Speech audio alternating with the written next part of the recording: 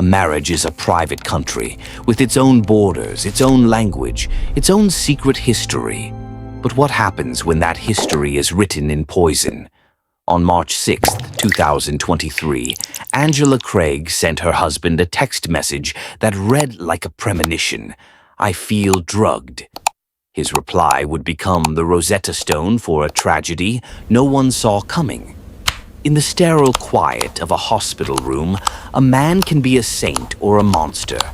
For 10 days, James Craig played the part of a saint so perfectly that even the doctors were fooled. The illness that befell Angela Craig began as a mystery, a creeping fog of symptoms that defied diagnosis. On that first day in early March, she was overcome with dizziness, fainting spells, and relentless vomiting. Her husband, Dr. James Craig, a well-regarded dentist in their Aurora, Colorado community, did what any concerned husband would do. He rushed her to the emergency room at Parker Adventist Hospital. To the outside world, and even to the medical staff, he was the picture of devotion. Nurses would later describe him as caring and doting, a man anxiously attending to his sick wife. But the doctors were perplexed. They ran tests, searched for answers, and found none. Unable to pinpoint a cause, they sent her home. The cycle would repeat, a nightmarish loop of sickness and uncertainty, with 2 more hospital visits over the next 2 weeks. Amid this medical confusion, a single chilling exchange took place, a digital whisper that would later scream with significance. Angela, her body failing her in ways she couldn't understand, texted her husband of 23 years the simple, terrifying words, "I feel drugged." A simple denial might have read, "I didn't drug you." But James Craig's response was far more intricate, a masterwork of psychological manipulation. He wrote back, "Given our history, I know that must be triggering. Just for the record, I didn't drug you. I am super worried, though." The phrase, "given our history," was a key to a locked room. What history?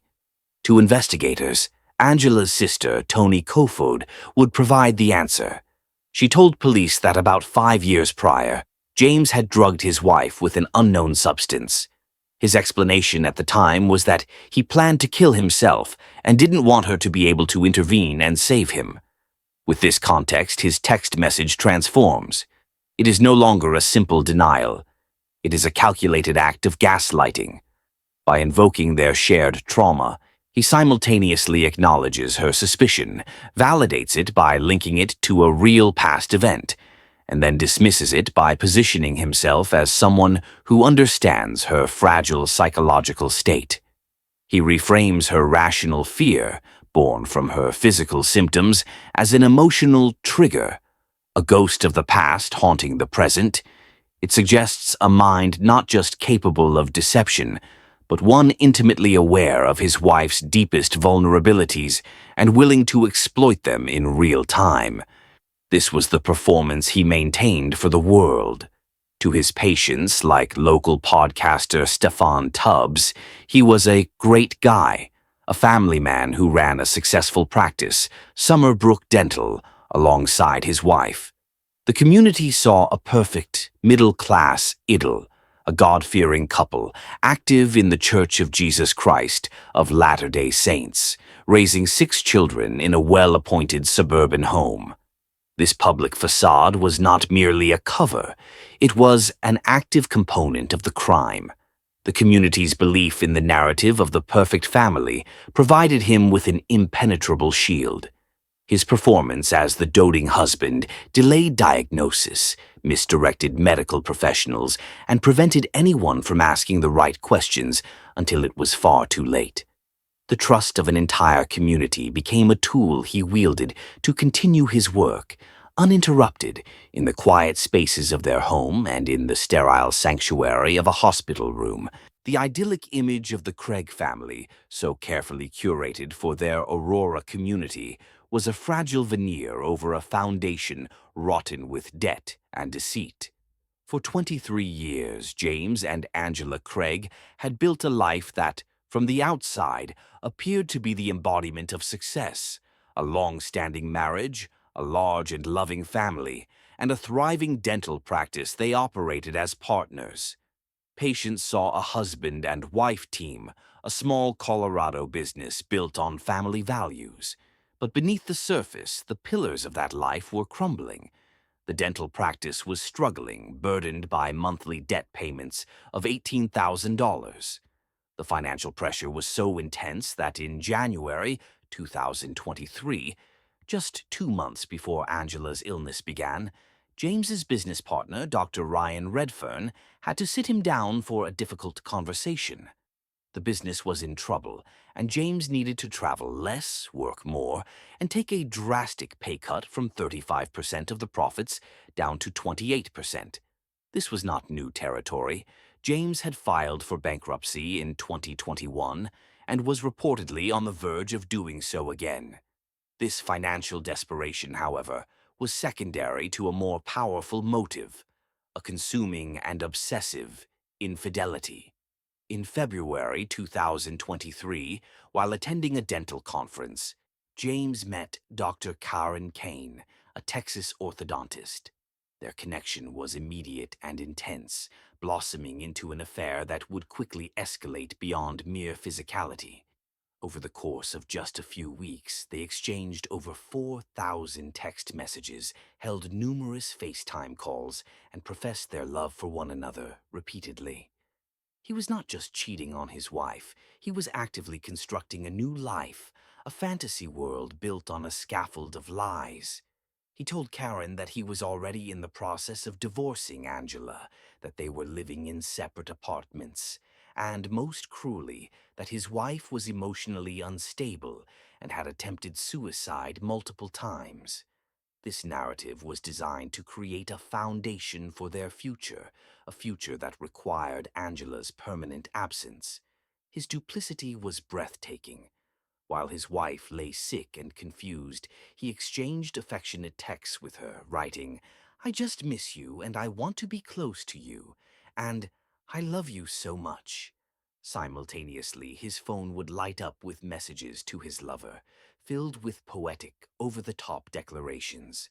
"Sueña conmigo, dream with me, my eternal love, and may heaven let us bloom together forever." This wasn't just another affair like his previous transactional relationships on a sugar daddy website. The affair with Karen Kane was a catalyst. The intensity of this new romance, this self-authored fantasy life, made his reality unbearable. The prosecution would later argue that he didn't want a divorce to protect his money and his image within their religious community. For a man so invested in his public persona, a messy divorce represented a public failure, a catastrophic loss of control over the narrative he had so carefully constructed. Murder, in his twisted logic, offered a cleaner solution. It would allow him to play the part of the grieving widower, the heroic single father, and collect on $4 million in life insurance policies without the social and financial fallout of a public separation. The crime was not just about eliminating his wife, it was about preserving his identity. The creation of his fantasy life with Karen created an urgent, unbearable pressure. The poisoning began almost immediately after their affair intensified, a direct and horrifying link between the birth of a fantasy and the destruction of a life. The methodical precision of James Craig's plan was documented not in a secret journal, but in the cold, indelible record of a search engine. On a computer at his dental office, in the quiet moments between patients, he typed his intentions into Google.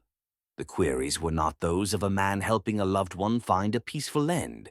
They were the chillingly practical questions of a killer trying to cover his tracks. How to make a murder look like a heart attack? Is arsenic detectable in an autopsy?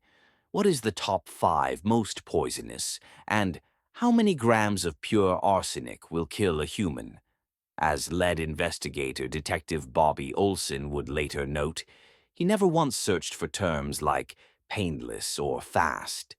His research was focused on one thing: getting away with it. His undoing, however, would come not from a complex forensic discovery, but from a simple, catastrophic error in judgment born of professional arrogance.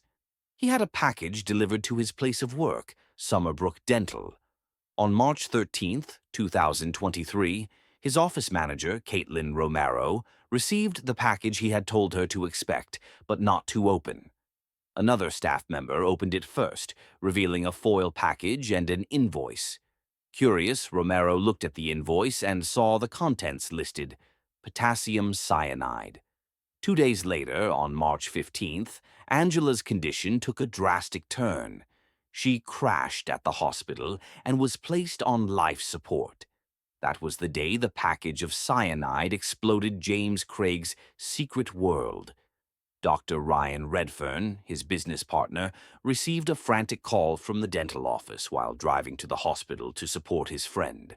He was told about the package and its lethal contents.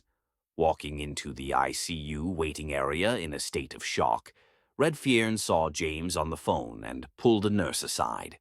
He didn't make an accusation, but he shared the horrifying information he had just learned, knowing that time was of the essence and an antidote might be possible. The subsequent phone call between the two business partners was a portrait of desperation. James, having heard that Redfern had spoken to the staff, initially lied, claiming the package contained a ring for Angie. Redfern pressed him. "It wasn't a ring, Jim. It was potassium cyanide. Why do you need that?"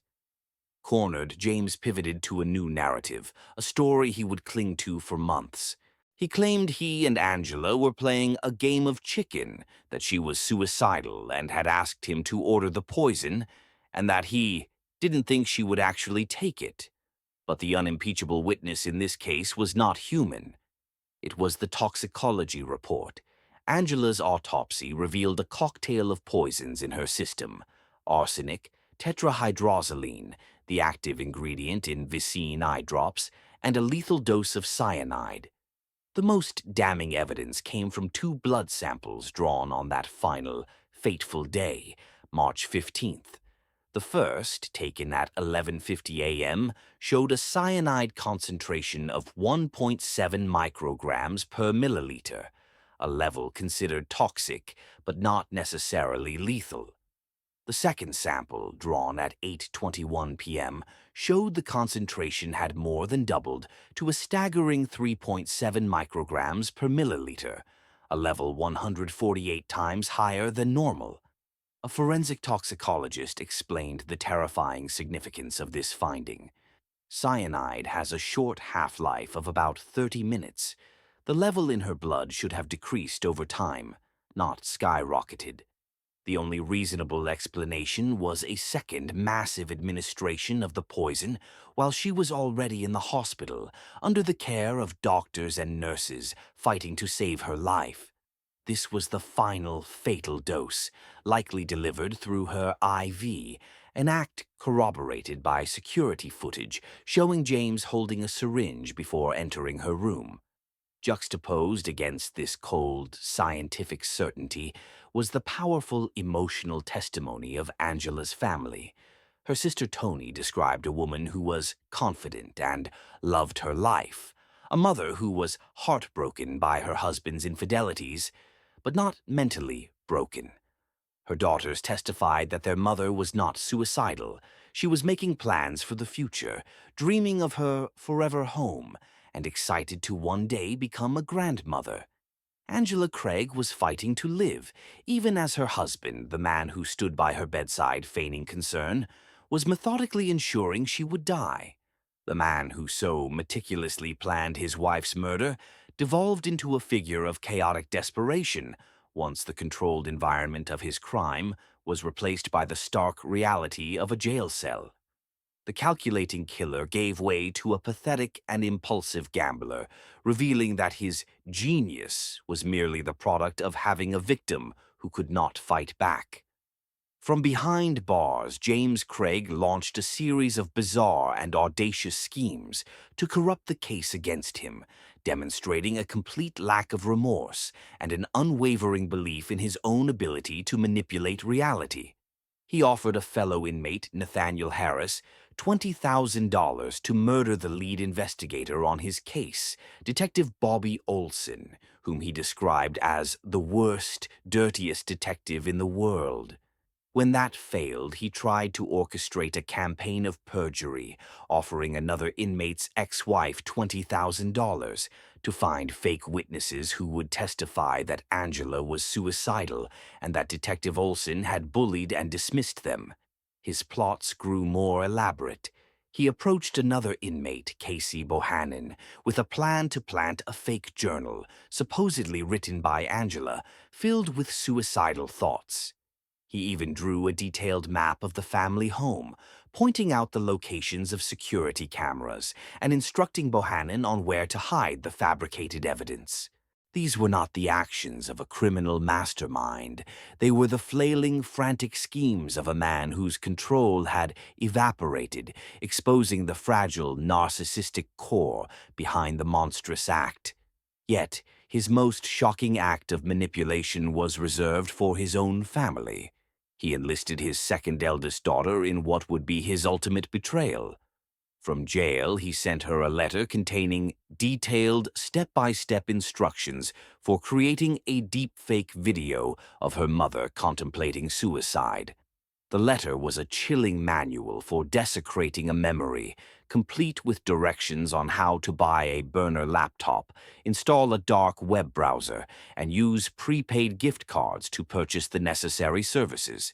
He instructed his daughter to put the finished video on a thumb drive, claim she found it in her mother's bag, and then destroy the laptop. His justification for choosing this particular daughter was the final, horrifying twist of the psychological knife. He wrote it was because you are the most like your mother. It was a grotesque attempt to weaponize a daughter's love and her resemblance to her mother, turning those sacred bonds into a tool to assassinate the character of the woman he had already murdered. This plan to create a technological resurrection for the sole purpose of slander represents a profoundly modern form of evil, a violation that extends beyond death itself. The jury saw through the lies, the manipulations, and the desperate plots. James Craig was convicted of first-degree murder and sentenced to life in prison without the possibility of parole. But the verdict does not answer the deepest questions of the case.